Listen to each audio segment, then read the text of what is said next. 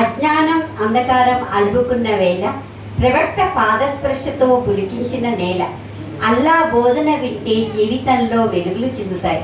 పరమప్రభు కరుణాస్వరూపుడు దయాద్ర హృదయంతో మానవత మూర్తి దైవ రూపంలో అవతరించిన వేళ అందరి మదిలో భర్తగా, బాధ్యతగా, అత్యుత్తమ తండ్రిగా, ప్రేమామయుడైన తాతగా మెసులుతూ శాసనకర్తగా, రాజ్య నిర్మాతగా, పరిపాలకుడిగా, సినాని పాలనాధ్యక్షుడిగా, దూరదృష్టి గల వ్యవహారకర్తగా, నలుగురిలో మెసులుతూ సమాజంలో వ్యక్తిగా, నలుగురిలో కలిసిపోతూ కుటుంబ పెద్దగా, మిత్రునిగా, రాజకీయవేత్తగా, అందరికీ ఆదర్శనీయుడై విప్లవకారునిగా, సంస్కర్తగా, ఆదర్శనీయమైన ఆధునిక నాగరికతకు మూల విరాట్ మహమ్మద్.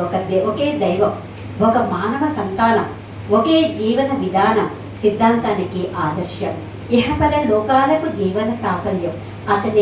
అతనే మనకు తండ్రి, పరమాత్మ మహమ్మద్ ప్రవక్త. ధన్యవాదాలండి నాకు ఈ అవకాశం నాకు ఇచ్చిన ఆవృతం వరకు మహమ్మద్ రషీద్ గారు ఇచ్చిన టైం ప్రకారం నేను తొందర పెట్టానండి. నాదేదైనా తప్పుంటే క్షమించండి. నేను మిమ్మల్ని తొందర పెట్టలేదండి, నాదేం లేదు. ఇప్పుడు ఆలపాటి గారు అన్నట్టు మీరు ఎట్లా చెప్తే నేను చేసేది అదే. ధన్యవాదాలండి. పెద్దలందరికీ